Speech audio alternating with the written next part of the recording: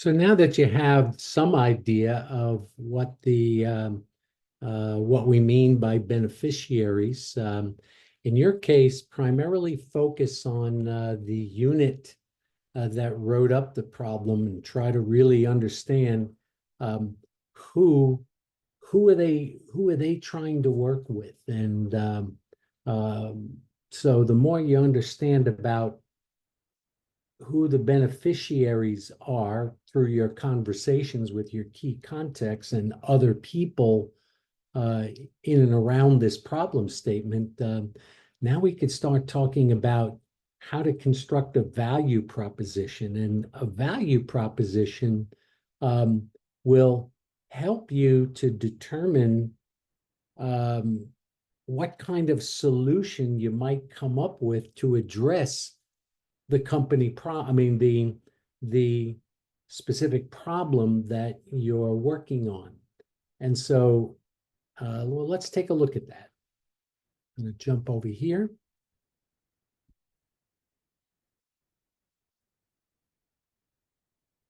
So when I talk about value proposition, solving the right problem, I asked you to watch. Oh, I asked you, oh, hold on a minute. I want to go in the other direction here. Sorry about that.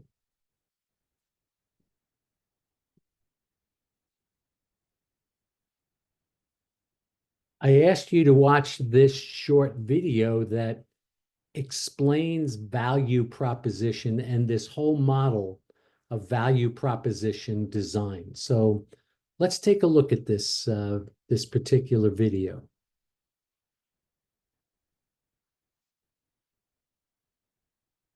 At Mint Mobile, we like to do the opposite of what big wireless does. They charge you a lot, we charge you a little. Every day, companies design products and services to improve their customers' lives.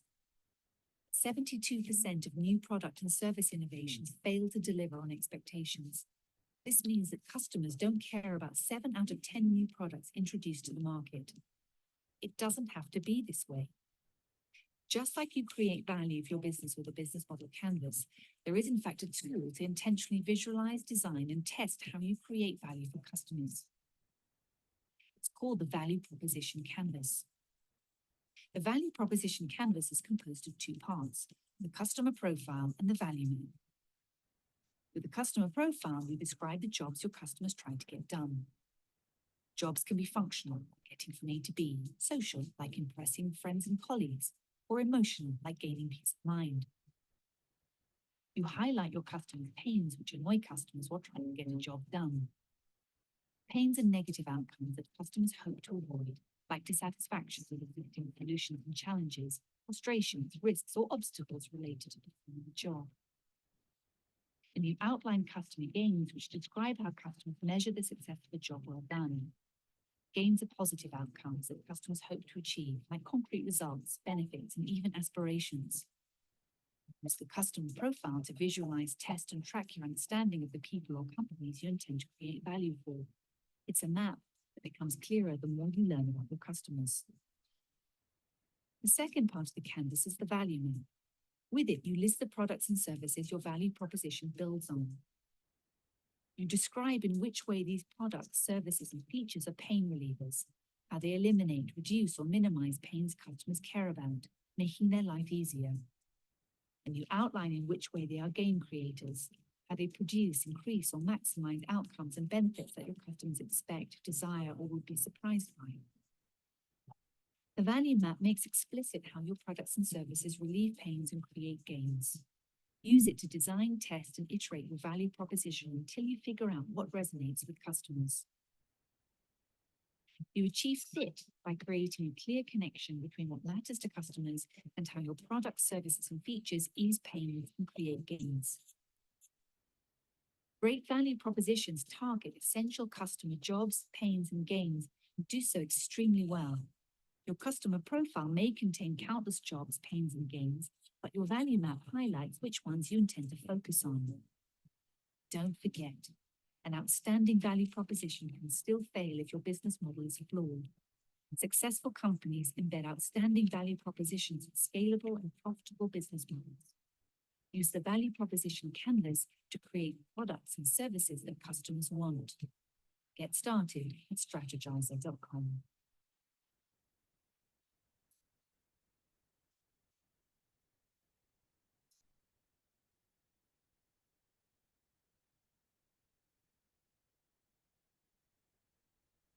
So that's what we're talking about with respect to value proposition. If you speak to your primary contact, the person who wrote the problem statement that your group is working on, and if you understand what are they trying to accomplish, what is their job, and they figure that part out, and then you want to try to understand what's inhibiting them from doing their job. Why did they write the problem statement for you to work on to begin with?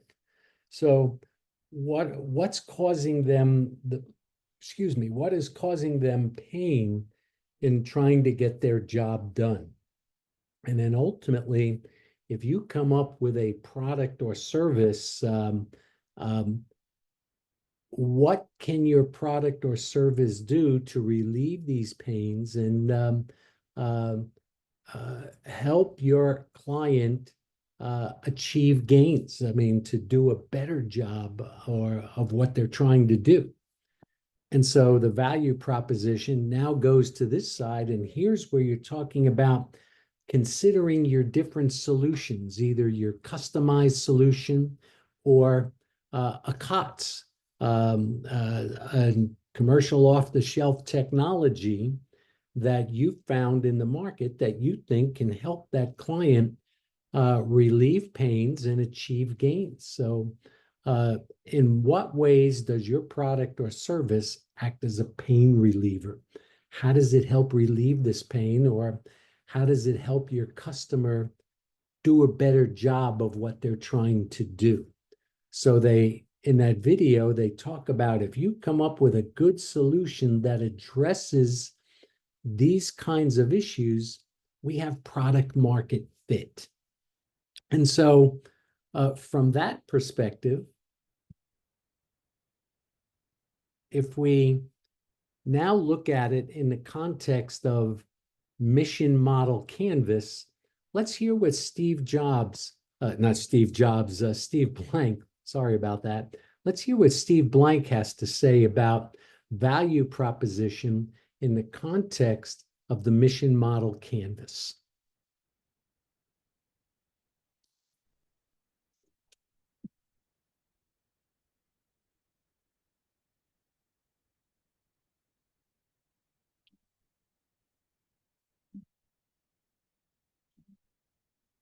So what's a value proposition? A value proposition is a product or service that satisfies a beneficiary's need. So the really interesting question is, well, which beneficiary? We've already determined that we're probably going to have users, maybe on the battlefield or on a computer screen, but we might have leadership, we might have contracting, we might have everybody in the chain. Well, that's kind of interesting, because if you have multiple beneficiaries, does that mean you're building multiple value props? And the answer is kind of. We're actually going to create a second canvas called the value proposition canvas. And we're actually going to write for each one of the beneficiaries. Remember, what's their pain? What's their gain? What was their job that they needed to get done? And we're going to match them with what's the pain reliever and gain creator and actual features of the value proposition in the product and service. And that connection between the beneficiary stakeholders and the product and service is called the product mission fit. And we're going to create one for each one of the beneficiaries and stakeholders, and we're going to have a stack. Later on, we're going to tell you how to adjudicate between, well, which one is the most important, and how do I figure out what I'm going to focus on first.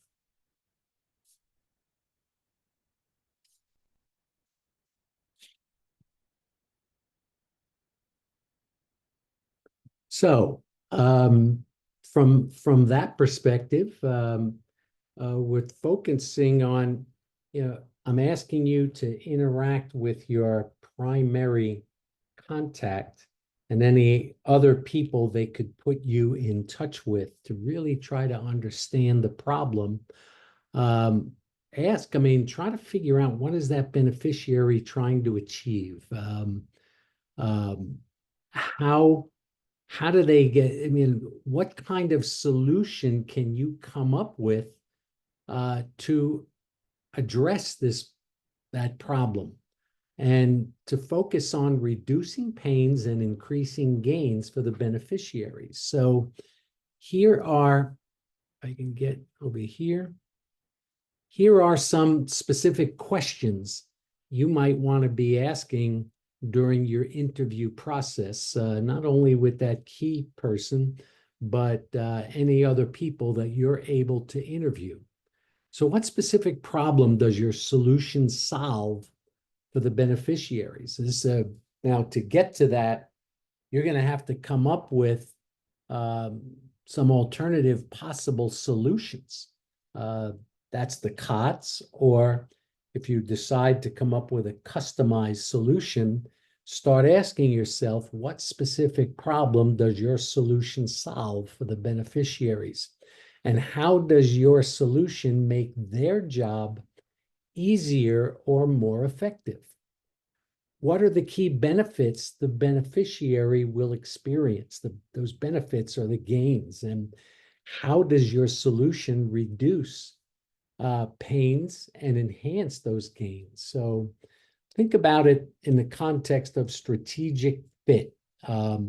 Here's an example of an IT integration that that offers a solution to a particular problem that your beneficiary is experiencing. So that should give you some sense of what I'm looking for in terms of value proposition.